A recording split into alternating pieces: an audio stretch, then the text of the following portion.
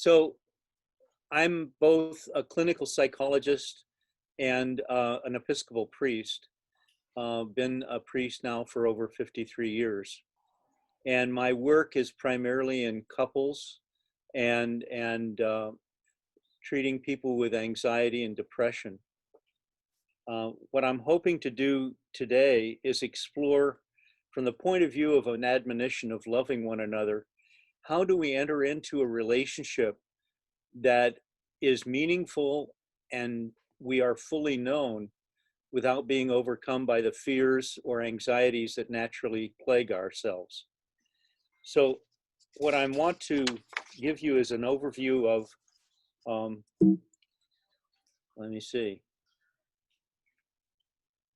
overview of the four perspectives that I'm trying to address without going into a great deal of depth. First is the very simple premise of love one another. I'll speak to that, and then I'll try to present a section of developmental perspective where we'll watch a brief video clip of an infant 11 months old and how anxious the child becomes when the relationship is breached. And then a brief area of psychophysiological perspectives, which really talk about 7 emotional domains that our brain functions in, that our challenge is to make them balanced, to be able to balance one versus the other. And finally, to talk a little about what we can do about all this. And I'll be using the Johari window and active listening strategies for our breakout group toward the end. So that's what I'm hoping. Let me see. So looking at the Christian tradition, we are called to love one another. Our faith, our beliefs, our culture defined our mental and social perspectives, which determine what we think of our sexuality and how we express ourselves in thought and action. We have been called to love one another. I went on Ask Siri and she gave me over 100 references from Deuteronomy to Paul and John, talking about how important that injunction is in our New Testament experiences. So I think we are called to create families and loving communities. That's one of my overarching values. And that loving one another fulfills an evolutionary imperative for survival. So developmental perspective. This is a technical problem because I need to shift now from the slide to showing a video. The video I want to show you is an experiment that was done many years, several decades ago, looking at childhood development and how a child either learns to bond positively with a mother or becomes anxious and carries that anxiety into adulthood that interferes with having satisfying relationships. So let me see if I can exit that. Okay, oops, I shut that window off. Okay, so how do I, let me see, Command Tab.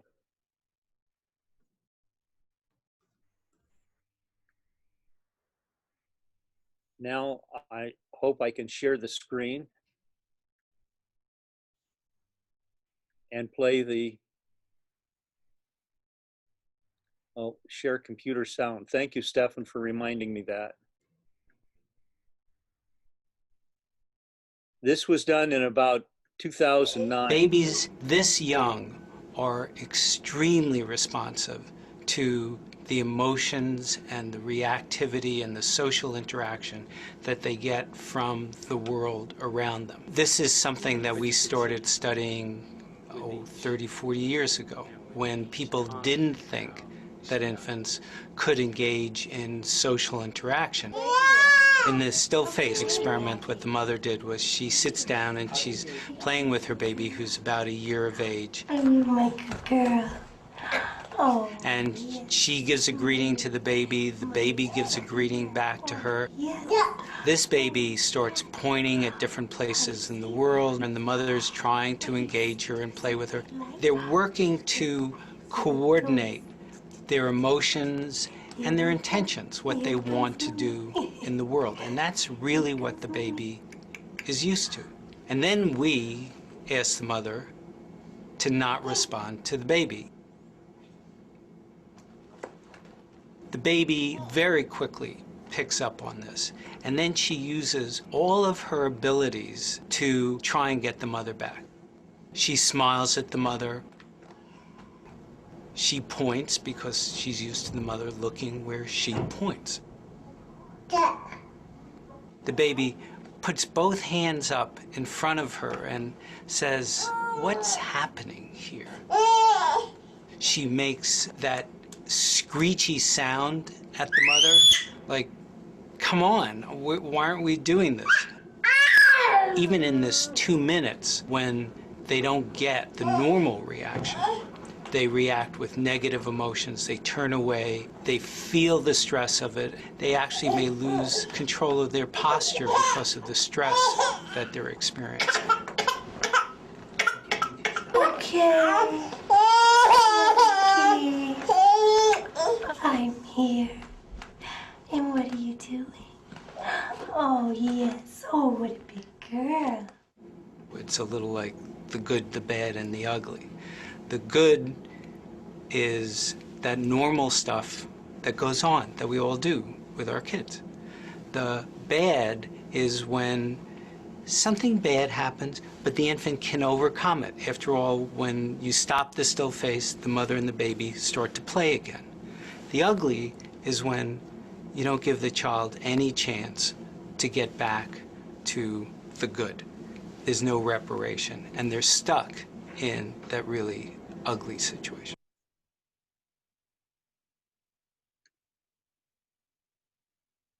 Okay, back to the slides. I'm wondering if we can have, let me see, what do I do? Okay, screen share. There we go.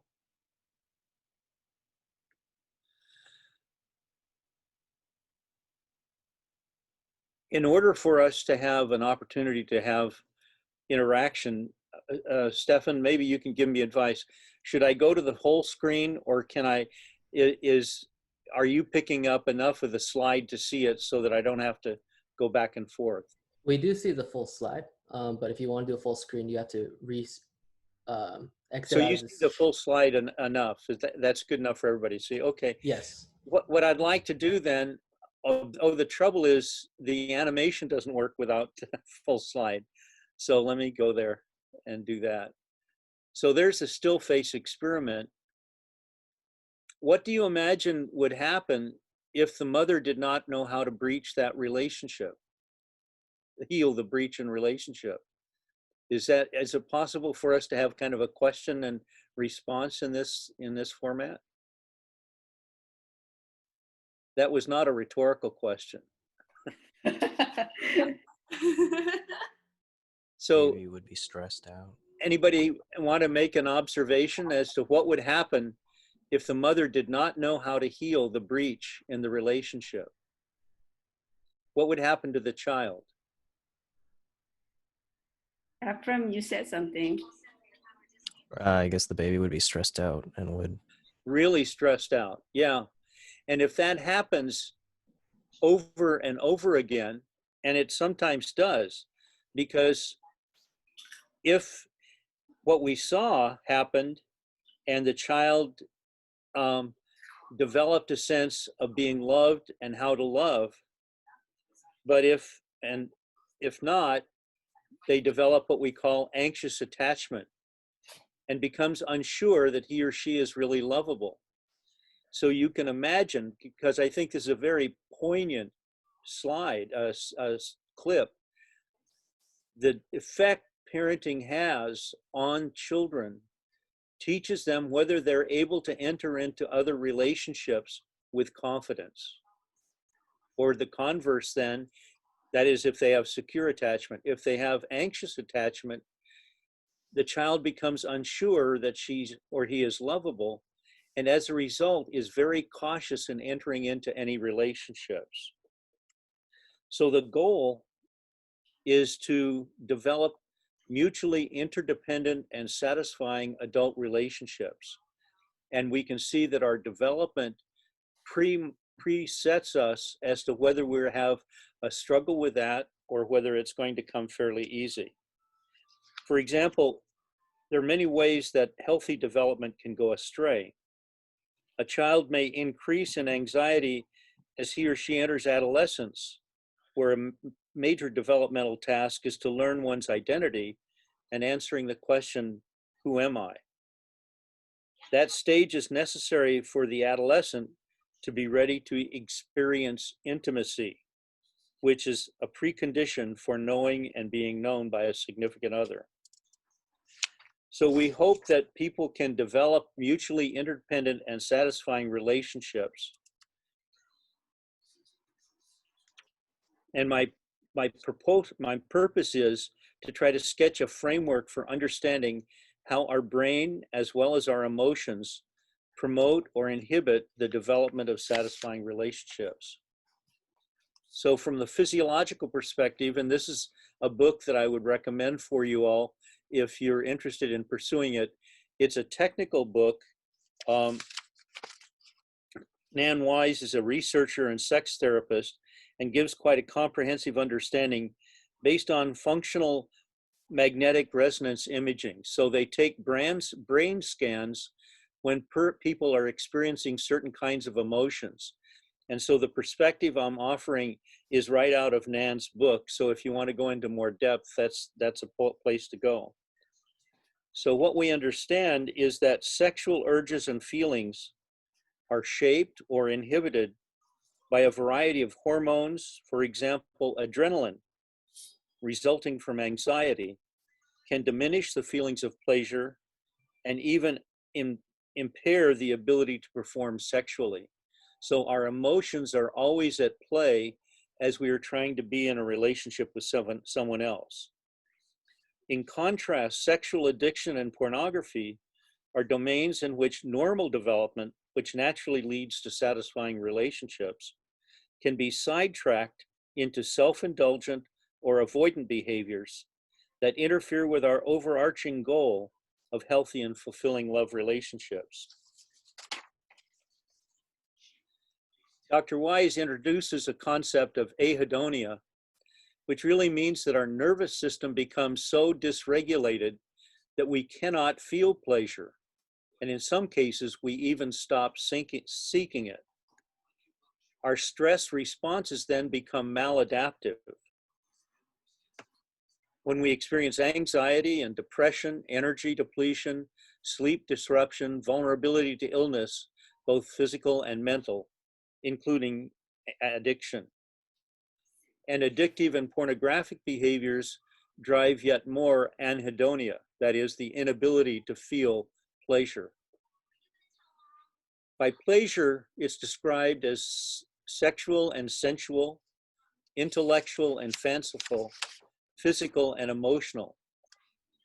Emotional intimacy, closeness, desire, vulnerability, fear, and awkwardness are all aspects of our sexuality.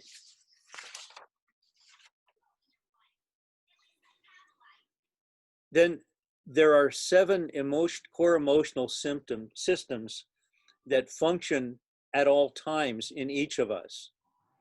The seeking emotional system is essential for experiencing pleasure and driven by dopamine, a neurotransmitter. It manages and regulates the other systems. So a disruption in the system interferes with that pleasure. Fear emotional system is designed to protect us from danger and pain. Once it's conditioned, it locates in the mid-level brain, and an example of that is post-traumatic stress disorder, where someone has had such a traumatic experience that they have imprinted at a very basic level in their brain an automatic reaction of fear based on random stimuli associated with the event. The rage emotional system is complex and involves an interpretation and attribution of meaning or blame. Frustration triggers rage. Anger is infused with high-level thoughts and beliefs that are secondary processes. When we experience rage, we often have what we experience as frustration, which means we are not really getting what we want. And that moves us to attack or to argue with others. Our anger evolves from our interpretation of the events of the event, therefore involves thoughts and our beliefs. Here again, our faith can be an important counterbalance to a rage response. Panic and grief is the fourth of the 7 emotional systems, and that contributes to protecting our life-sustaining social bonds and works alongside of the care system. When we overactivate, may reflect an anxious attachment style. So there's an example of seeing the infant. If the infant does not develop a secure attachment, then the panic and grief systems get interrupted and the person can't bond adequately with the loved one. 3 of these emotional systems, fear, rage, and panic grief, are defensive emotions which protect us from threats. There are 3 more. Care system, the emotional system, shapes the development of altruism, of compassion, and empathy, which are innate human capacities. When we overactivate a care system, it becomes difficult to seek enjoyment, fun, and sex. When we underactivate, you lack the ability to nurture or form lasting social bonds. So for example, a mother who is a very caring person, having 2 or 3 children to take her energy, may exercise tremendous amount of caring, but as a result begins to lose an ability to enjoy her relationship with her husband or her siblings, and tends to lack the ability then to nurture other kinds of lasting social bonds.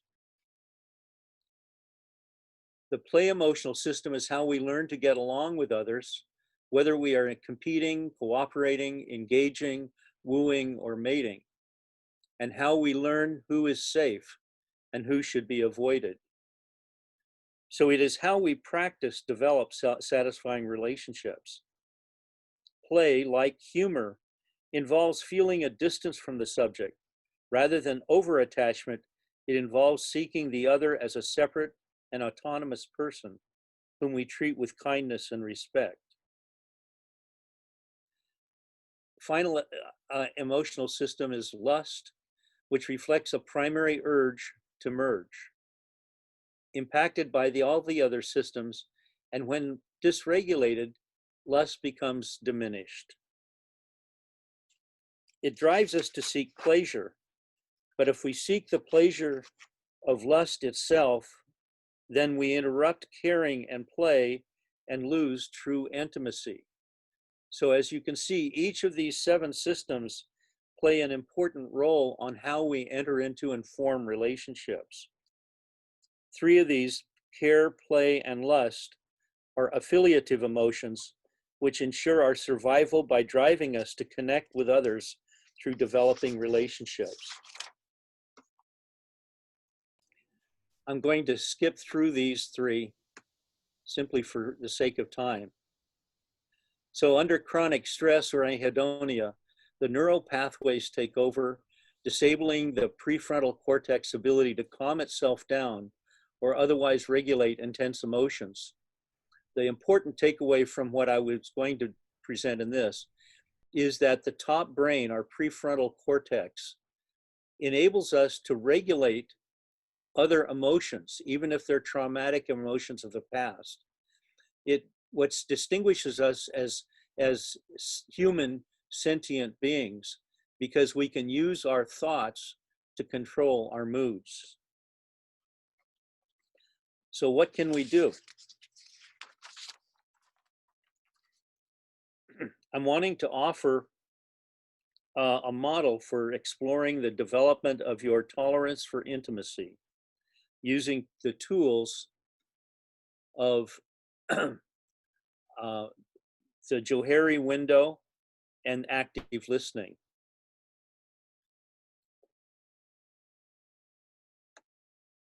We understand, I'm sure many of you are familiar with Martin Buber's I Thou, where he suggests that instead of treating others as objects, it is desirable to treat the other as a feeling and autonomous person, respecting his or her rights and dignity as an equal person with feelings and opinions of their own. What we're talking about is how to love. One of my favorite definitions of love is to give to your partner without obligating and to take from your partner without diminishing. So that means a loving relationship is a give and take among equals, where the partner can respond to and offer what that partner has to give without putting strings attached to it for you, and that you can take from your partner without diminishing or removing their own strengths and abilities. So I'm wondering, before I get into the Johari window, which will require a shift, I'm curious if you're able to enter into any kind of dialogue in terms of questions that I may have stimulated, things that you would like to challenge, something that resonates with you, or whether you are just curious about a little more depth than any of that. I realize that's quite a lecture, and I apologize for being kind of academic on it. So I'm just, while you're showing us the screen, so you talked about 7 emotional systems. Yes. And those emotional systems are all playing. What are the functions of those the emotional systems? So I guess if we lack one or two of them, what happens to us? Well, if you have trouble with any one of them, I'm trying to get back into the stop sharing, screen sharing, so that I can look at what we're doing. What happens is, with 7 different emotional systems, we strive to keep all 7 of them in balance. So caring is a good positive part of us, and being able to nurture children is essential. But if that's all we do, then we neglect our spouse. So the idea is to pay attention to each of the systems. And when we become aware of being afraid, do we give in to the fear and run away from a relationship? Or do we overcome that fear by saying, it's more important for me to take a risk and deepen intimacy? So it is a fairly complex lattice of choices. You have 7 emotional states that are always functioning within us at some level. And when one of them becomes dysregulated, overactive or underactive, it throws the whole system out of kilter. And what Dr. Wise would suggest is that what that does is it creates anhedonia. It's a lack of pleasure, a lack of embracing whatever it is we're doing. So loving children is a wonderful, satisfying experience, but it can become overwhelming to a mother who is burdened with a large family making all the demands. She doesn't often have room for herself. So does that address the 7 emotional systems, right? Did I do that okay? Yes, and so so then I don't want to go into anything in detail, but having raised 4 children myself, Congratulations. having balance of taking care of the children and also having a healthy relationship with my husband, at times it's like it's impossible. Something's got to give, huh? Yeah, I mean, you cannot have a good balance. It's a one or the other. Well, Unless, actually, I always resist the one or the other. I think it's always on a continuum. So we tend to simplify and say, I can't have it both, so I can't have either one of them. What I would suggest is, and what we're talking about here, is that when we enter into meaningful relationships, relationship with a child, relationship with a spouse, they all take maintenance. They take effort to make that relationship okay. So Mhm. when a mother is overwhelmed, if she doesn't have a spouse that can be available to take some of the burden and collaborate with it, then it does throw things out of balance and it feels like it's a lose-lose situation. Does that make sense to you? Yes. So I'm not saying it's easy. I'm saying that it's actually very, very complicated. And part of the theme that I'm trying to say is that we tend to think of sexuality as just having sex, but it's not that simple, because sex is a physiological, almost a plumbing reality, that we're built certain ways to have certain ways of interacting. But we are also sentient human beings who are called to love one another. And that to me is a superordinate value.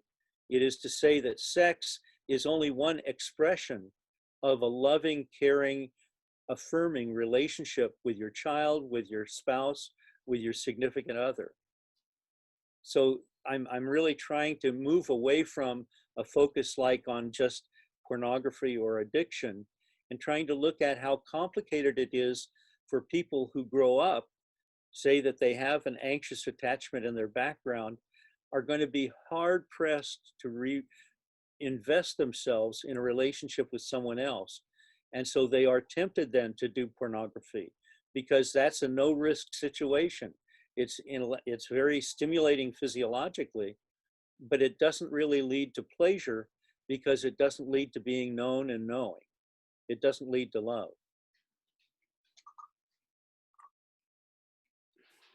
Wow. Hmm. Esther, I really appreciate you helping me with this. And what I'm assuming is that the questions you're asking may reflect some of the questions that other people have too. And it may be that I can't do much of a question and answer in this format. That's a possibility.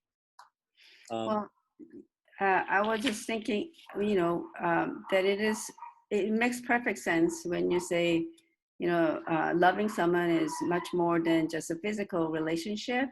But let's say in terms of pornography, when people are, let's say, using pornography just because they need their physical need, I don't know whether they will actually think about, oh, you know, There's I a am choice, right? using I am using this even though I know that I am not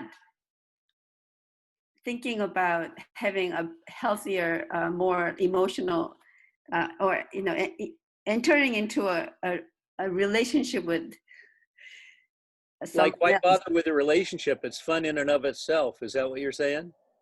What I'm saying is, people who might be using the external Yes. uh, stimuli for their need, I don't know whether they will be thinking so thoughtfully about what they are using, I mean, what they are doing, because And that's why we're having this Bible study, so that people will think about the possibility that just their emotional drives, their desire for immediate gratification, is only part of the larger picture of what we're called as Christians to be.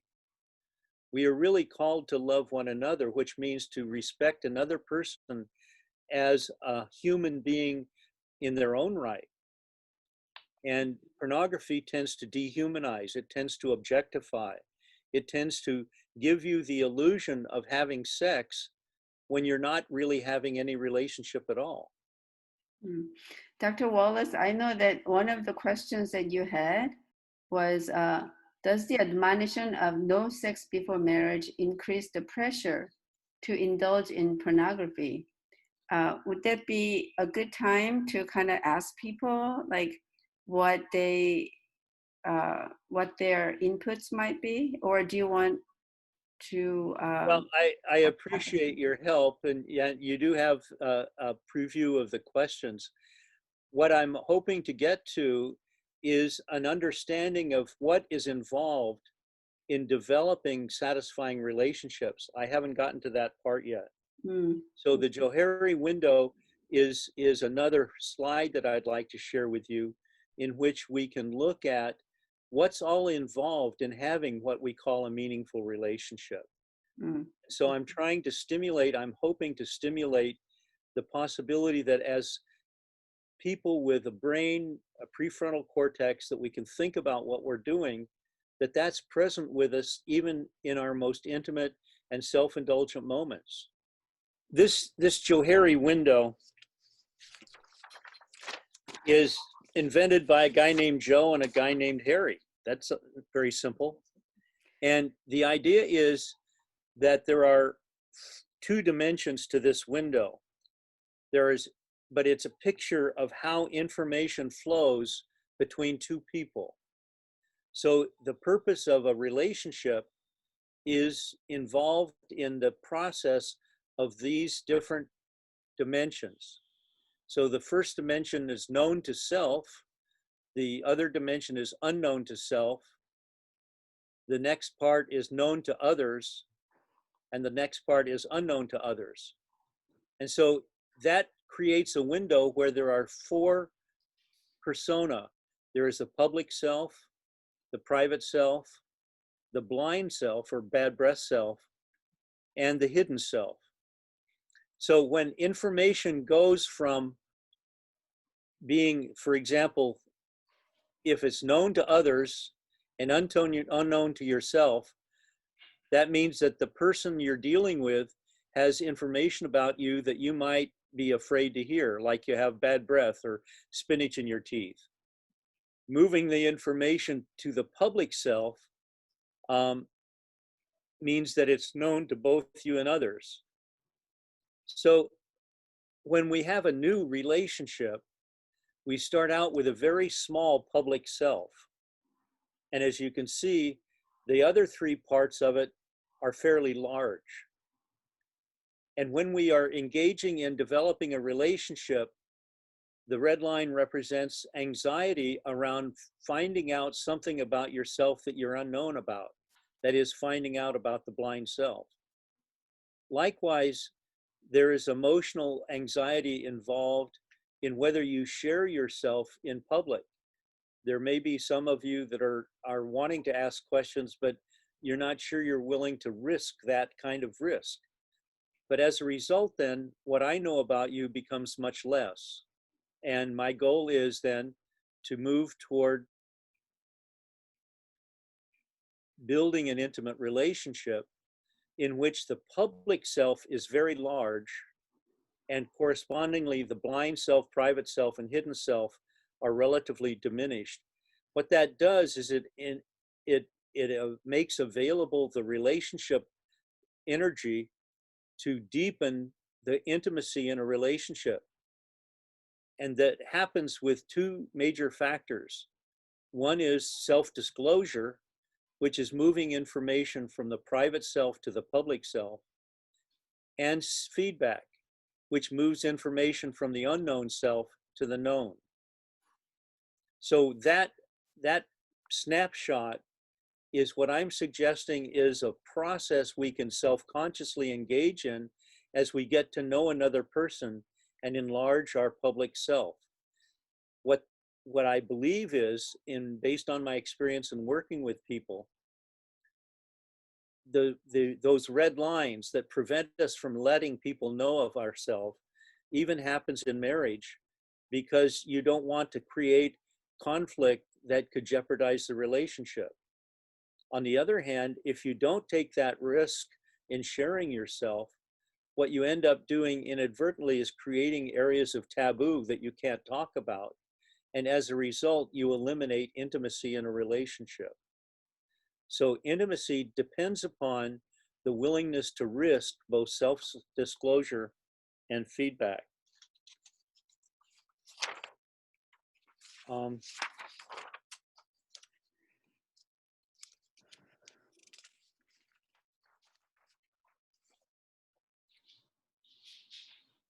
So what are the skills of developing a relationship? It depends upon your ability to self-disclose and provide feedback. It's a key skill is the practice of active listening, which involves summarizing content, feelings, and I statements. Only one person in an active listening process at a time.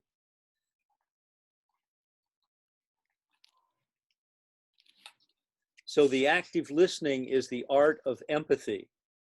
It's the ability to summarize the content of what a person is saying, as well as reflecting the feelings of what the person is speaking.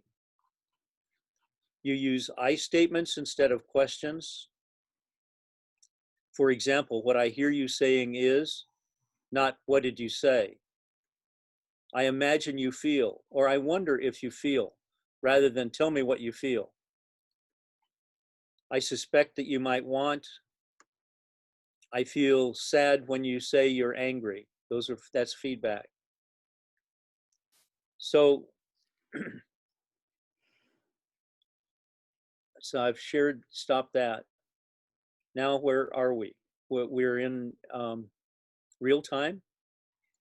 What I'd like to do is to suggest that we try by moving into a subgroup. If I read our time right, we have about 35, 40 minutes left. Is that right? Yeah. Okay. So what I'd like to do is I don't remember, or I don't have a sense of how many people are here. Does anybody know how many there are? 18 total, including all of you and me. The answer is 18 people. Okay, that's a large group of people, including me. Okay, and my wife. Thank you, son. So the decision that we have now is that I don't want to move into it unless it's something that's consistent with what you guys would like. So we have a decision point now. We can go into interactions, questions, observations based on what we've said, or we can try to practice what it means to do active listening. Do you have a preference as to which way you'd like to go? Like, how about, do you know how to show hands on this? Okay. This group is very passive. Yes, I think it, let us say that this group is very respectful and very shy and doesn't want to take too many risks, and that's okay. I want to treat people with equanimity, and if that's where you feel, that's where you feel. It's okay. What's the choices again? I feel like people are confused or you might have forgotten. People are confused. What? I didn't hear the first part of that, sir. What are the two choices again? Okay, the two choices of whether we have just interaction like we're doing now. So like a for Q&A. the rest of the time. I'm sorry, couldn't hear you. Are you like inferring a Q&A or? Yeah, question and answer. Yeah, absolutely. Or should we break into subgroups and have you practice what it would do to have active listening? What we can do, if you want, is we could practice that as a group. For example, I don't see your name, so I don't know what to call you. Oh, John, is that right? Yeah. So John, you and I could interact, and I could be the active listener, and you could be the person who is speaking to a particular topic, like that's something that's important to you, that you feel strongly about. And what I would hope to demonstrate, and I realize you're kind of on the spot right now, it's okay, but what it would demonstrate is, I believe, if I am effective at being an active listener, you would feel more and more comfortable about telling me how you feel and what's going on. And that deepens the relationship. What? I mean, what do you want me to talk about? Well, I had 3 questions that might or might not be worth talking about. Okay, go for it. Shoot. Do it. Shoot, go for it, huh? Well, let me give you, you get a choice of these three or anything else that's really important to you. Yeah. How do men and women differ in their experience of sexual desire? Another one is, what does sex and desire have to do with forming a relationship? A third one is, does the admonition of no sex before marriage increase the pressure to indulge in pornography? Let's do the third one. I think that's Okay. the one. Okay, so I'd like to know how you feel. Help me understand what your response to that question is. What do you feel about it? What do you understand the content to be? Well, I think if you're like have the mindset of not having sex before marriage, I think it does actually increase indulging in pornography. Uh-huh. So what I'm hearing is that if you really believe in your heart that sex before marriage is wrong, that puts you in a double bind, which means that all you can do is masturbate.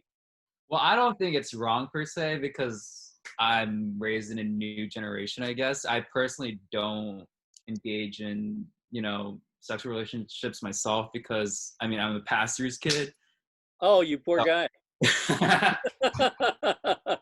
Yeah. So out of respect for my parents, it's not because I'm religious or anything. I just kind of stay away from engaging in such activities. Well, you respect your parents. How do you feel about the object in now I'm not doing the good modeling because I just started to ask a question. It's fine. So this is hard for me too. What I understand you saying is that out of respect for your parents, you want to fulfill an expectation of no sex before marriage. Yeah. But on the other hand, you're a young male who has all kinds of sexual energy. Where are you going to put it if it's not in pornography? Is that a fair statement? Yeah. Okay. And I'm not against pornography per se either, actually. What I'm trying to do is to suggest that we can easily be seduced into seeking pleasure for pleasure's sake and lose sight of what does it mean to establish a real relationship. So we don't know what's going to unfold for you. If you found that you went ahead and did what comes naturally, to what extent might there be a risk that you would find it so easy and satisfying to be fulfilled with a pornography that you wouldn't want to take a risk of being known by another person, like actually talking to a girl and finding out what she's about and finding that you disagree with her or like her or whatever. I mean, that's probably going to happen, I imagine. Well, one can hope so. Oh, I promise you it's going to happen. We'll find out. Okay, John. I'd like to know what your response is. What's going on with you right now? Is this a little heavy duty for you? Am I uncomfortable? Sure, but I think I can handle it right now. I think you're doing a wonderful job because I appreciate you rescuing me from flailing around in a situation where I'm way over my head, it sounds like. Yeah. You think so too, huh? Yeah. Okay. Well, that's fair enough. So what I had hoped, because people are hesitant in talking, and John has been wonderful in jumping in, and Esther has been trying to help me.